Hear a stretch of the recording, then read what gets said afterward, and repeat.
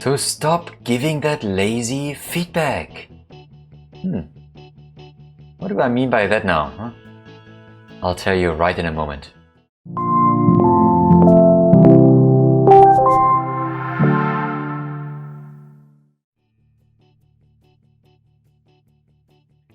So what is lazy feedback now? What do I mean by that?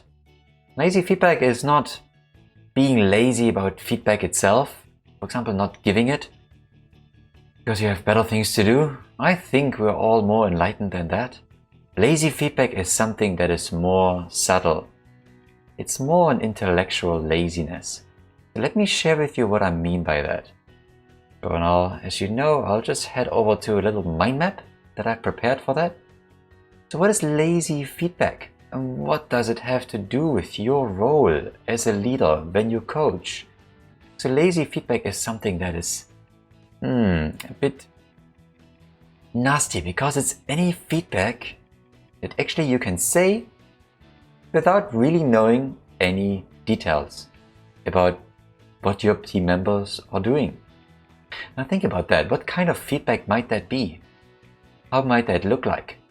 Yeah, what feedback would that be? Could also be a feedback that you can basically give any pet. An example? You run up to me after a good project, a good meeting as my team member, and I'll congratulate you and I tell you, good job, well done in that meeting. Yeah, continue doing that. Continue doing what you've been doing. Been excellent.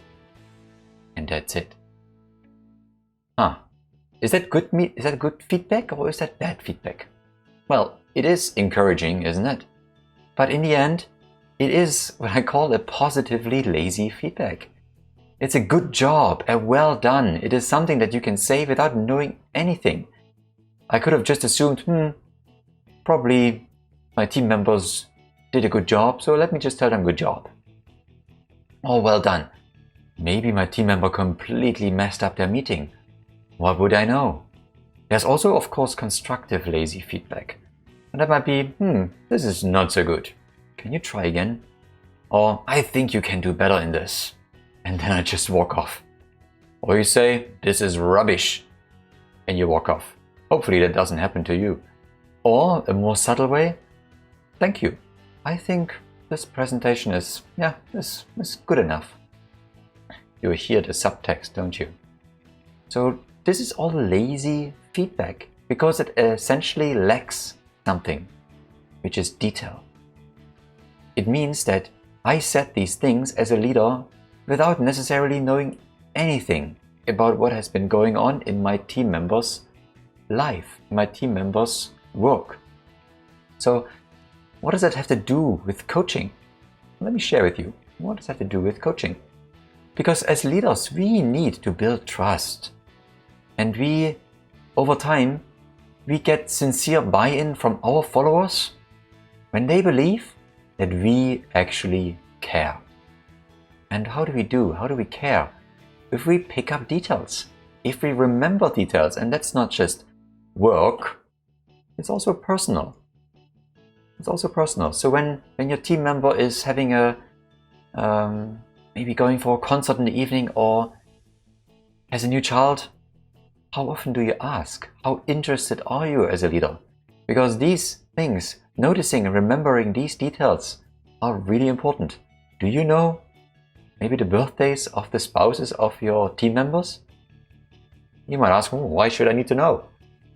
Because if you know, and if you actually take a sincere interest in the welfare of your employees, it makes a huge difference in their life. Many companies talk about how we can unlock discretionary effort. This is one very important way how we can do it. And lazy feedback, if we do this constantly, we give lazy feedback constantly, we throw away things like good job, well done, this was good, continue doing that. Eventually we are being found out. Well, that's one possibility. Or maybe we actually notice details, we're just not telling them. That's even, I don't know what is worse, not noticing them or not telling them. Because if you know details and you're not sharing them, you're not sharing what you notice, it's absolutely a waste. you could have created such more powerful feedback. So if I go on, why might some people actually say that lazy feedback is useful? Because it happens a lot in companies. Leaders dispense lazy feedback a lot. It's because it's very easy to give.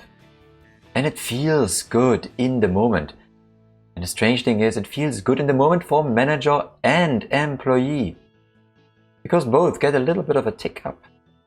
A little bit of an endorphin kick. The employee feels a moment of encouragement, especially important in an environment maybe where they are starving from it. And for the manager, it gives them a feeling of accomplishment. I've done what I was supposed to do. And frankly, also in the case where trust between you and your team member already exists, giving even a lazy feedback here and there doesn't hurt that much. Because your manager or your team member actually might assume you still know details. So, but the downside, the black hat of lazy feedback is significant. It's quite significant because it has no substance. It simply has no substance.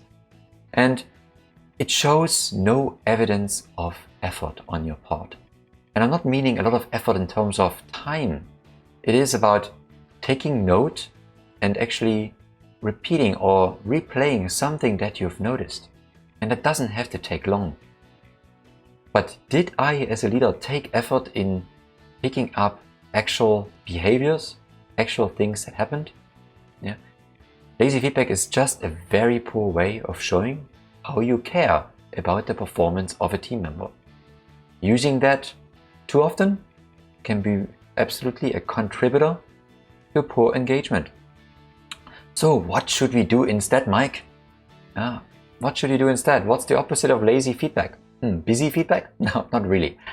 So I'll give you an example. So lazy feedback would in this case be, good job in that meeting last week, please continue. And then I walk off.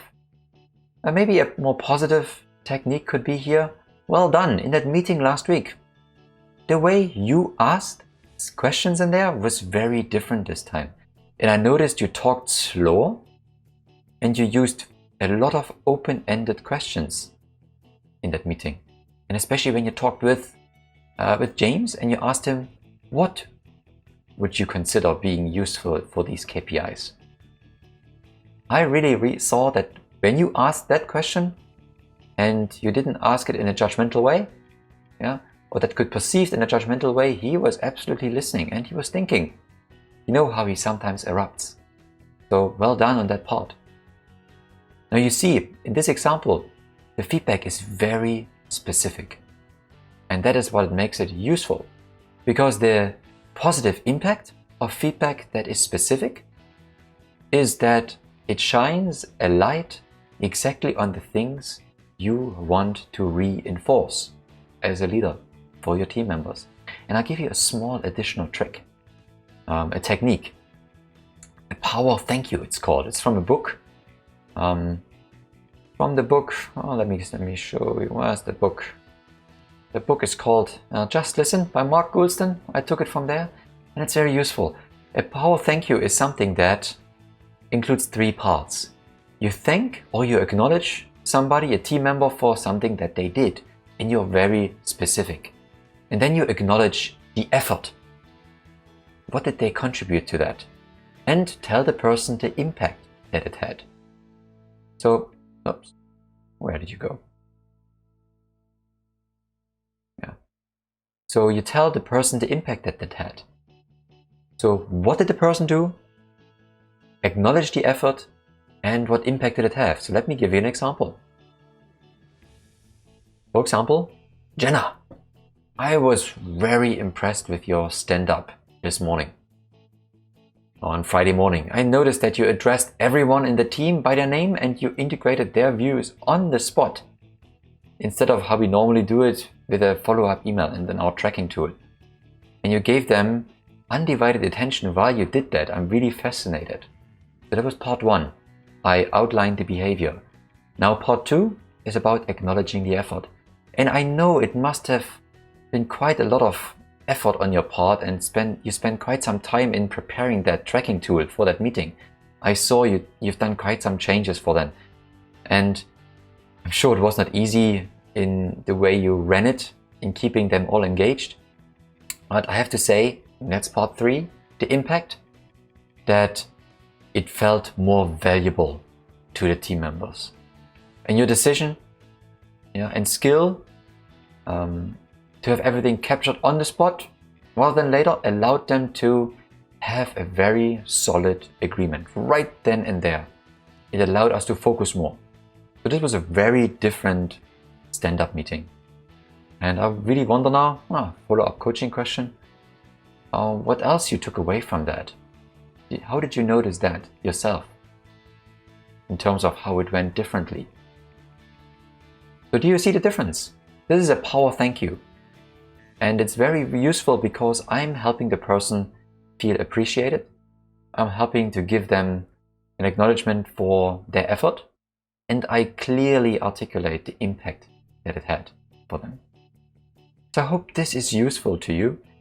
This is what we can do instead of giving lazy feedback. We're giving, maybe I call it specific feedback. Specific feedback. So, as usual, for this mind map, you can see this mind map on this page here. You can view it. If there's any questions you have, feel free to approach me. And there's an accompanying. Let me go to a bigger picture here again. There's an accompanying podcast episode that goes even more into detail on this same topic. So I hope you enjoyed that. Thank you for joining me again on this experiment for my video. All the best, and this is Mike from intellicoach.org. Bye.